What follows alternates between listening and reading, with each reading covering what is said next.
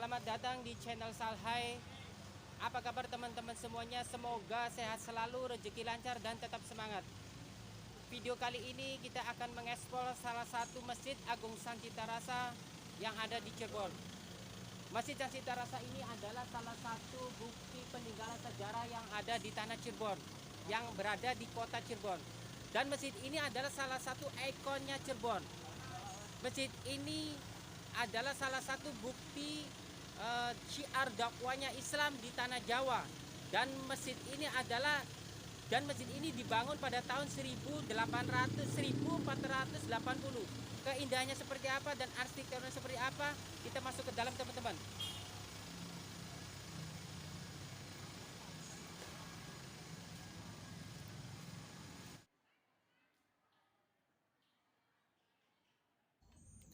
Masjid Agung Sang Cipta Rasa.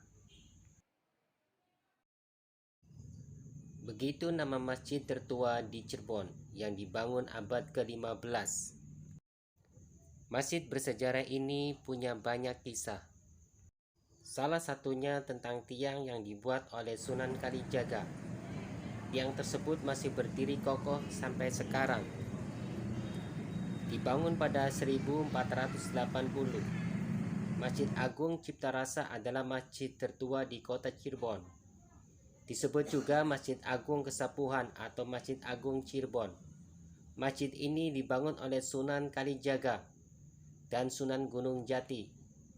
Tak heran masjid ini adalah salah satu yang paling dikeramatkan warga Cirebon.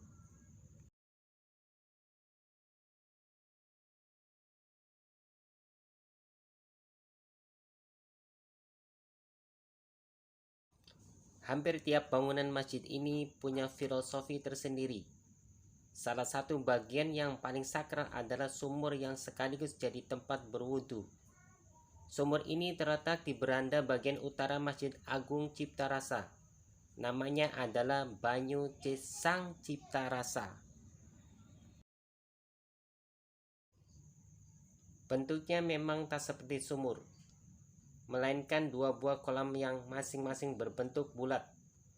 Dulu dua kolam ini merupakan tempat wudhu para wali songo, termasuk Sunan Kalijaga dan Sunan Gunung Jati.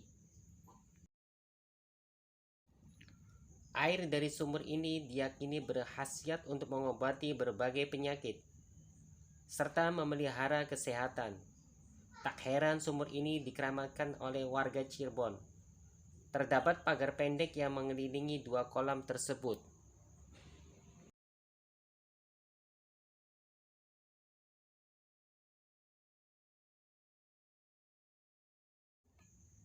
Tiang ini adalah Saka Tatal. Begitu nama tiang yang terletak di pelataran selatan masjid. Saka Tatal adalah salah satu saka guru tiang utama masjid ini. Sekarang saya berada di pintu masuk Masjid Agung Sang Cipta Rasa. Dan pintu ini sangat unik sekali, seperti yang Anda lihat. Sangat kecil dan sangat enggak berbeda dari masjid-masjid yang lainnya. Jadi kita harus menunduk. Oke, kita masuk, teman-teman.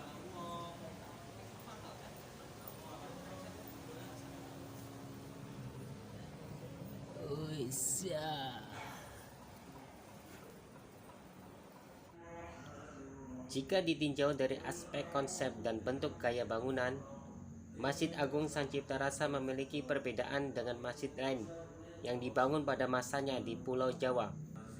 Pembangunan Masjid Agung Sang Cipta Rasa memiliki bangunan seperti pagoda Cina, atap yang berusun-usun, atap yang bersusun-susun, tiang yang tinggi, ruangnya yang luas, koridor yang berliku-liku, yang hingga saat ini terlihat sangat kokoh sebagai bangunan peninggalan sejarah para sunan dari perkumpulan Wali Songo. Masjid Agung Sang Cipta Rasa merupakan salah satu hasil perwujudan akulturasi pada bentuk sebuah bangunan rumah peribadatan yang memiliki unsur kebudayaan Islam dan kebudayaan Tionghoa yang sangat kuat.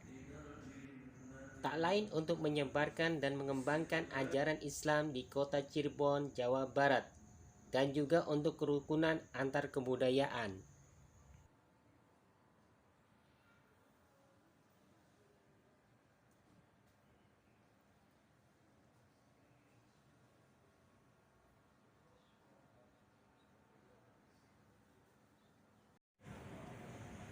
Maka dengan adanya partisipasi para muslim Tionghoa tersebut, teknik pembangunan dalam mendirikan Masjid Agung Sang Cipta Rasa tidak terlepas dari adanya unsur kebudayaan Tionghoa yang dapat dilihat pada beberapa bentuk ornamen bangunannya.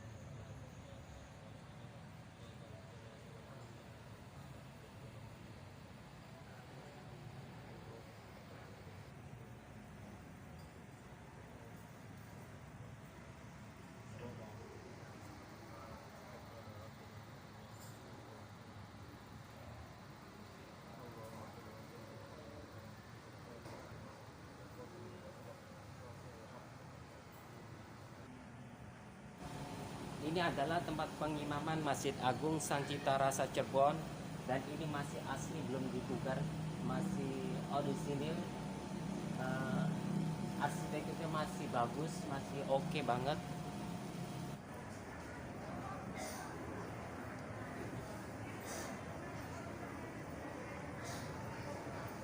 Terdiri atas 12 buah tiang utama dan 18 buah tiang berada di dekat dinding, termasuk satu tiang yang disebut Sakatatal, tiang yang dari serpihan kayu yang diikat dengan tali dari rerumputan.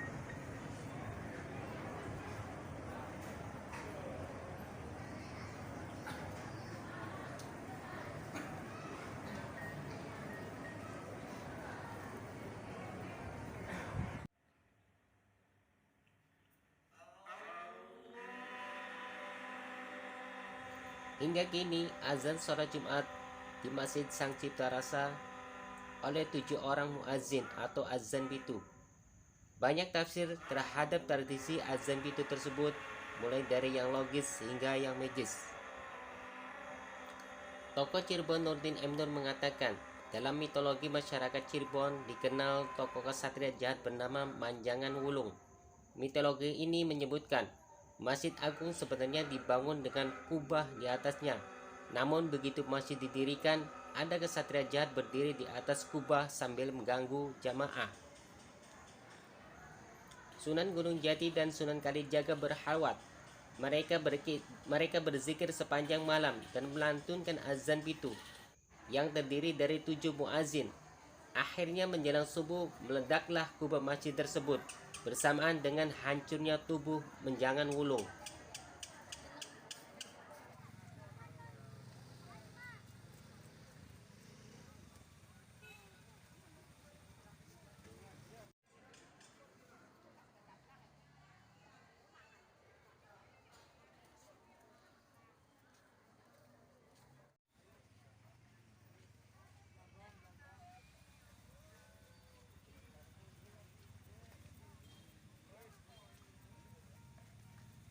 Terima kasih teman-teman sudah menonton video ini.